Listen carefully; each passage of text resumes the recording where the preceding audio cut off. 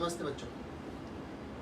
बच्चों आज की वीडियो में हम लोगों ने जो टॉपिक पढ़ने हैं वो टॉपिक है, एक है occupational structure during British rule और एक पढ़ना है हम लोगों ने positive impact of British rule in Indian economy. But इससे पहले आपको याद होगा हम लोगों ने प्रीवियस वीडियोस में क्या क्या पढ़ा था। हम लोगों ने सबसे पहले इंट्रोडक्शन पढ़ा था जिसमें कॉलोनियल रूल और स्टेगनेंट इकोनॉमी।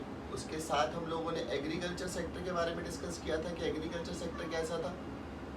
सेकेंड वीडियो में हम लोगों ने पहले पढ़ा फॉरेन ट्रेड और इंडस्ट्रियल सेक्टर। जो लास्ट वीडियो थी उसके अंदर हम लोगों ने डेमोग्राफिक कंडीशन पढ़ी देश की या इंफ्रास्ट्रक्चर सेक्टर पढ़ा। आज हम ऑलमोस्ट इस चैप्टर के एंड पे आ गए हैं बच्चों। तो इस चैप्टर के एंड को समझने के लिए हम लोगों ने सबसे पहला आज जो क्वेश्चन करना है वो करना है occupational structure during British rule.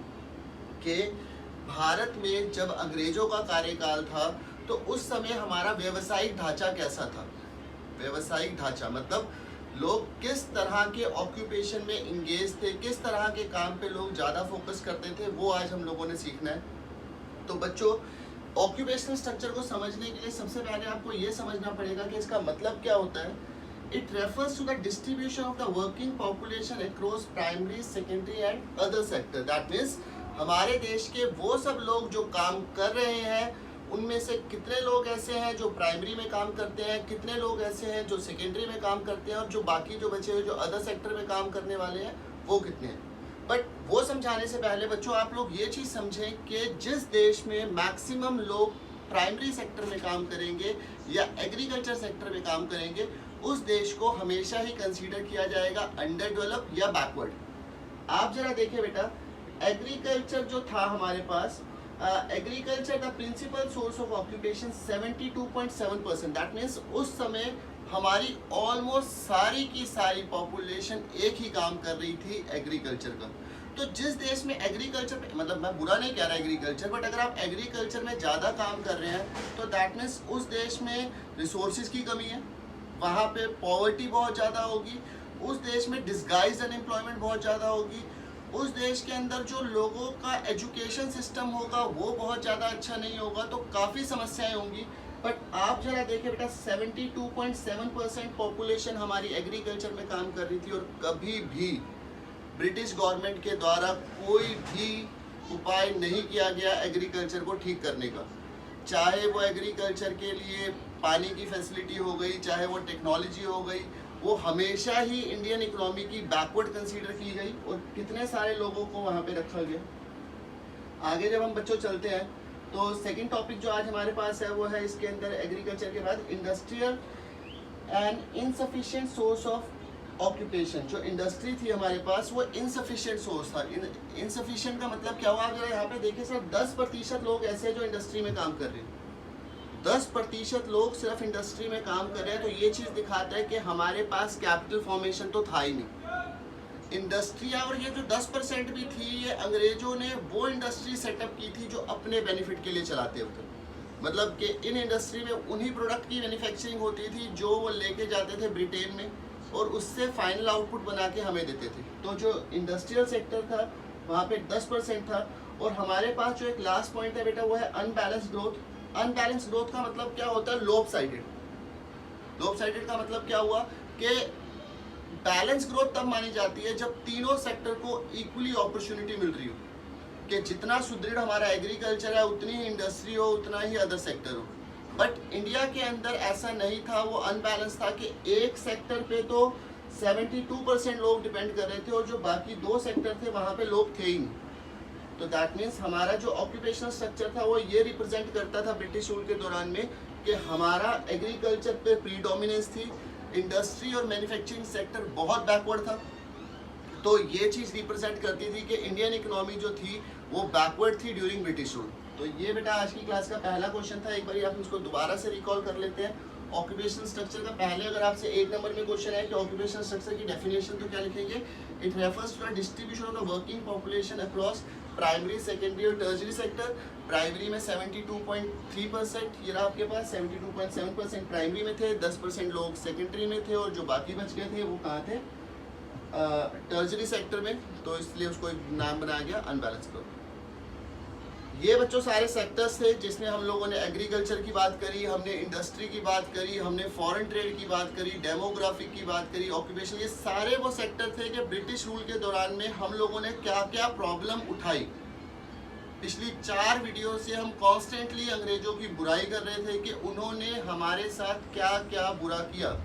But एक लास्ट क्वेश्चन बचता है बच्चों इस चैप्टर का, positive impact of British rule in India, कि अंग्रेजों ने जो जो हमारे पे जुल्म किए उन सबका फाइनल आउटकम क्या निकला, कि हम लोगों ने किस तरीके से उसके बाद जब हम लोगों ने अपनी इकोनॉमी स्टार्ट की है, जिस समय हम लोगों ने डेवलपमेंट ली, तो किस तरह से उससे हम लोगों ने सीखा और आगे जाके हम लोगों ने ग्रो किया।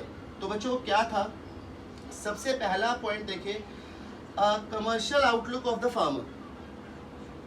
अब एक बात जरा समझो, एग्रीकल्चर वालों ने काम तो बहुत बुरा किया, मतलब सॉरी ये जो ब्रिटेन वालों ने काम तो बहुत बुरा किया कि उनके आने से पहले, मैंने आपको पहली वीडियो में बताया था कि हम लोग एग्रीकल्चर जब करते थे तो वो कभी भी कमर्शियल नहीं करते थे। हम लोग किसकी करते थे, फ्रूट गेन्स क्रॉप, जो मतलब खाने पीने वाली चीज़ें थी उनको ज़्यादा उगाते थे, ना कि हम लोग कैश क्रॉप को उगाते थे।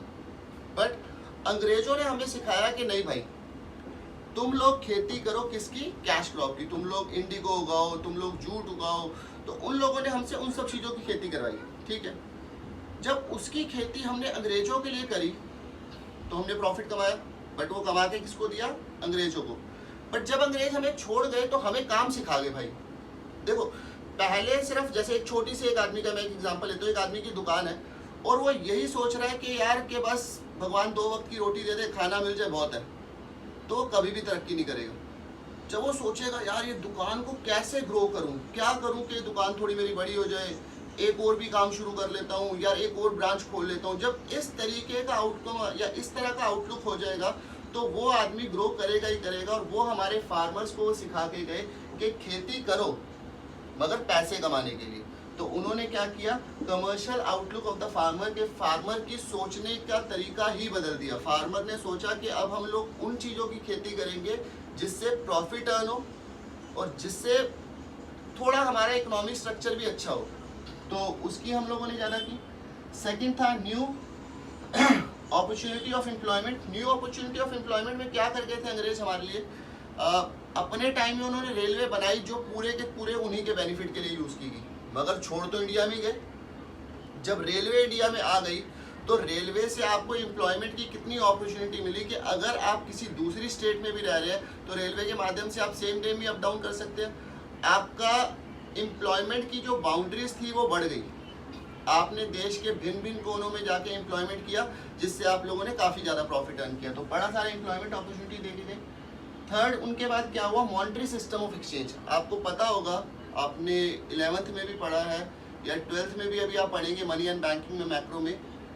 उनके आने से पहले जब तक मुगलों का शासन था तो हमारे देश के अंदर जो एक्सचेंज चलता था वो चलता था barter exchange system. Barter exchange system का मतलब क्या होता है, जब हम गुड्स के बदले में गुड्स को एक्सचेंज करते थे। बट अंग्रेजों ने हमें दिया मॉनेटरी सिस्टम ऑफ एक्सचेंज, जिससे जन्म हुआ हमारे महात्मा गांधी जी का। आप लोगों ने देखा होगा, अब आज के टाइम में आपको कुछ भी एक्सचेंज करना है तो आप लोग करेंसी देते हैं और बदले में आपका कुछ भी काम होता है। तो इस तरह के एक्सचेंज को हम कहते हैं मॉनेटरी एक्सचेंज, के जहाँ पे आप पैसा दें। तो यहाँ पे क्या है कि lack of double coincidence of bonds वाला सिस्टम ही खत्म नहीं हो जाता। उसमें क्या था कि अगर दोनों आदमी को जरूरत है तभी एक्सचेंज होगा। मॉनेटरी सिस्टम में ऐसा नहीं है, आप सामने वाले को पैसा दें और बदले में उसके काम करवाएं। और एक लास्ट उन्होंने क्या हमें सिखा दिया, एफिशिएंट सिस्टम ऑफ एडमिनिस्ट्रेशन। हमें एडमिनिस्ट्रेशन भी करना आ गया, हमें काम करना भी सिखा गई। हम लोग पहले जो काम कर रहे थे हमें काम करवाना ही नहीं आता था। कहाँ आप लोग देखे ना कि अगर मैं 1757 की बात करूँ, कहाँ हमारे देश में प्लानिंग होती थी, कहाँ हमारे पास हम लोग बैठ के कर रहे थे कि जिसमें हम लोग डिसाइड करते थे कि प्लानिंग क्या करनी है, पंचवर्षीय योजनाएं कैसे बनानी है, 10 ईयर वाली योजनाएं कैसे बनानी है, देश में क्या क्या होना चाहिए, डिफेंस डिपार्टमेंट क्या है, मतलब सारा एक आदमी के हाथ में राजभार होता था और वो काम कर रहा होता था। बट हमको उन्होंने क्या सिखाया, एडमिनिस्ट्रेशन। आप अपनी लेबर से किस तरीके से अच्छा काम करवा सकेंगे, तो ये सब कुछ उन्होंने हमें सिखाया। जिसके बाद हम लोगों ने जब अपनी इंडस्ट्री सेटअप की तो हमें अपने लेबर से काम करवाना भी आता था। तो ये सब कुछ अंग्रेजों ने हमको दिया, जिसका आज हम लोग इतना बेनिफिट उठा चुके हैं कि इस समय इंडियन इकोनॉमी को कंसीडर किया जाता है डेवलपिंग। तो बच्चों इसके साथ आपका इंडियन इकोनॉमिक्स का चैप्टर नंबर 1 खत्म हो जाता है। चैप्टर नंबर 1 में अभी हमारे पास एक टॉपिक स्टिल बचता है, 1 मार्क्स जो मल्टीपल चॉइस क्वेश्चन आते हैं, बट अभी वो मैं जब चैप्टर 2 आपके साथ डिस्कस कर लूँगा तो फर्स्ट और सेकंड दोनों के मल्टीपल चॉइस क्वेश्चन हम लोग एक साथ करेंगे।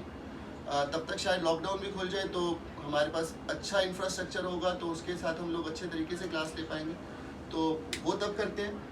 बट यहाँ तक बच्चों आप स्टार्टिंग से लेके यहाँ तक एक ही गो में सारी की सारी वीडियोस एक बारी सारी ज़रूर देखें, आपका फर्स्ट चैप्टर पूरा रिवाइज हो जाएगा। ध्यान से देखें बच्चों, और जो भी आपको डाउट हो आप कमेंट करके पूछें। ठीक है बच्चों, थैंक यू।